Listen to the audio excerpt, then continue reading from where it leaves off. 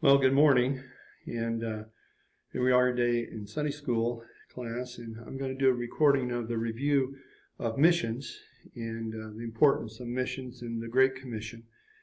And what I'm doing is I'm doing the review questions from the lesson on missions.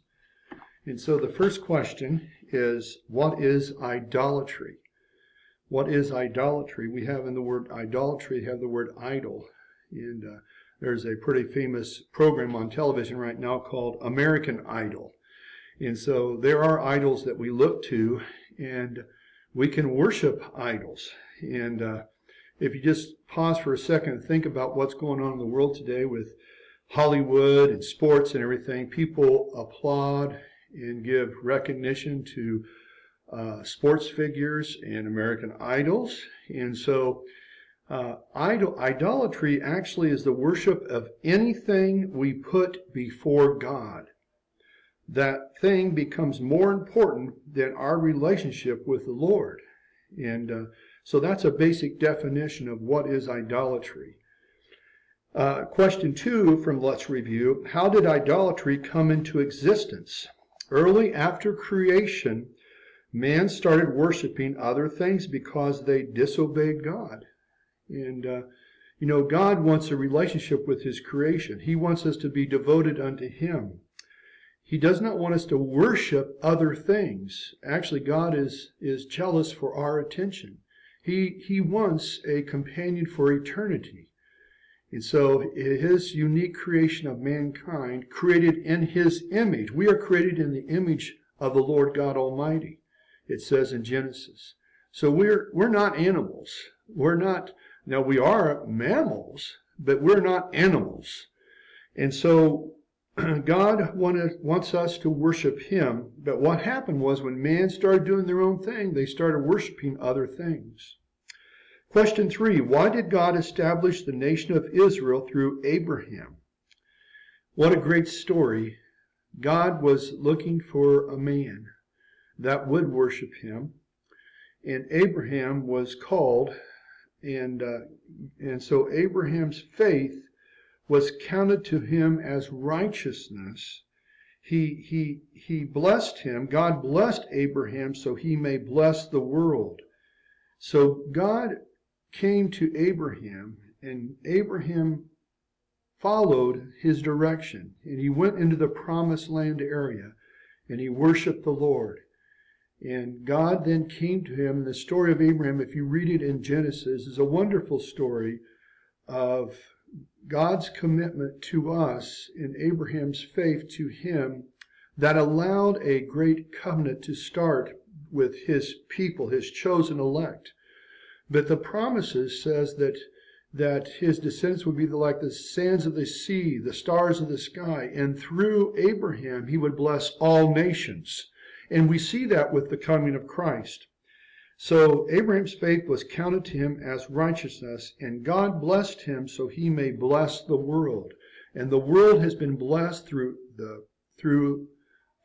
Abraham's descendants, through David, all the way to Jesus Christ, when Jesus Christ was born of God the Spirit through Mary. And then His crucifixion was for our sins. So, question 4, how were the Israelites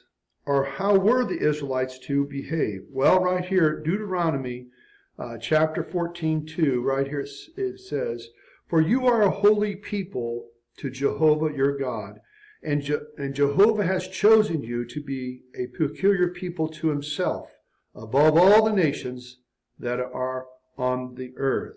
So, you see, we are to serve only God, no other gods before Him. And then question 5, to whom does the missionary command in Matthew 28:19? So we're jumping ahead, but we could just comment a little bit more about Deuteronomy, how we're to behave. In Deuteronomy and other places, there's the 10 Commandments. And we know there's many commandments and many Old Testament laws that were given, but the 10 Commandments are very strong pieces to look at and to follow. And oh my, wouldn't our world be a better place today if we would follow the Ten Commandments? What a shame when the Ten Commandments was starting to be taken away out of public spaces. We are a Judeo-Christian nation, founded upon those principles. And we need to maintain that for our civility and for our future. If we do not, we will no longer be a nation. And some of us are wondering right now, where are we going with the future of the United States?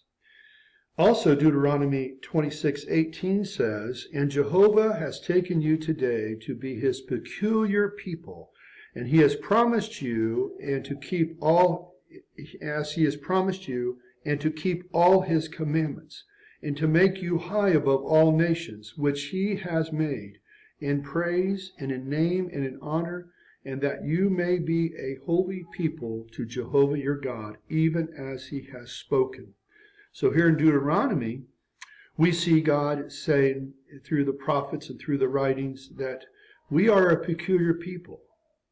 And true believers of Christ, true believers of God, they are different than what we see in many aspects of life. People that want to go their own way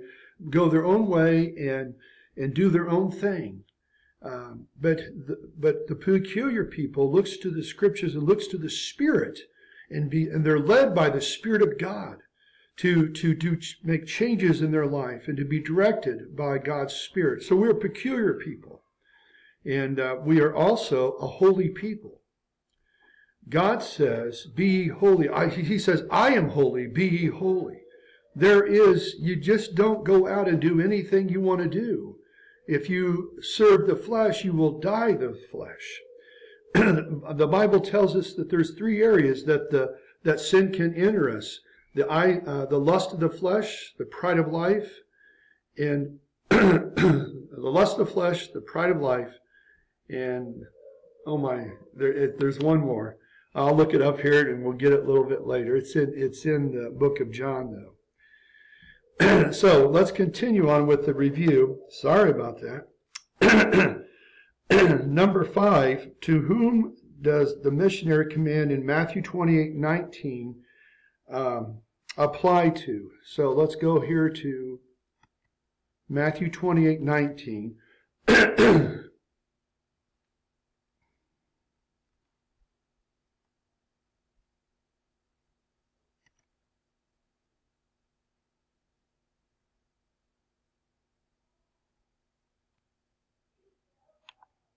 Testing 1, 2. Hopefully I'm still on.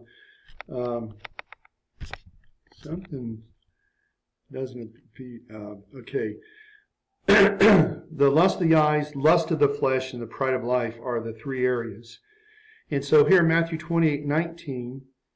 "Therefore go and teach all nations, baptizing them in the name of the Father and the Son and of the Holy Spirit, teaching them to observe all things whatsoever I have commanded you. And behold, I am with you all the days until the end of the world. Amen." Jesus said this, and we know it as the Great Commission. It's also found in Mark 16. We'll start here, 16:14. "Afterward he appeared to the 11 as they reclined, and he reproached their unbelief and hardness of heart, because they did not believe those who had seen him after he had risen. And he said to them, Go into all the world, proclaim the gospel to all creation. He who believes and is baptized will be saved, but he who does not believe will be condemned. And miraculous signs will follow to those believing these things. And in my name they will cast out demons, they will speak with new tongues, and they will take up serpents, and if they drink any deadly thing, it will not hurt them. They will lay hands on the sick, and they will be well." And we see these things happening today. We see them in the New Testament. They started happening in the book of Acts after the day of Pentecost. And today is June 9th, and today is the day of Pentecost for this year. We're celebrating the work of the Spirit. And here in this scripture, the work of the Spirit is alive and working. Miraculous signs follow them that believe. And they're baptized in the name of the Father, Son, and the Holy Spirit. And then they can be baptized in the Holy Spirit as of the day of Pentecost, Acts chapter 2, verse 4. So, how can we all be involved in the missionary command? So we have this great commission. Not all of us can go to different parts of the world and to the cities and places. And so there's a calling there, but there's a calling for all of us to participate. Well, we could go ourselves if God would direct you to go yourself. We should all be involved in personal evangelism, sharing what Christ has done for us. That's our testimony. The Bible says if we deny Christ before man, he will deny us before the Father. We should not ever deny Jesus Christ. And we can also give of money to support missionaries and so support evangelistic works. And we can support, we can support them through prayer, through giving, through attending missions conventions, by promoting others to participate in the Great Commission. So that's our synopsis of missions for our Bible study of the tenets of faith of the Assemblies of God.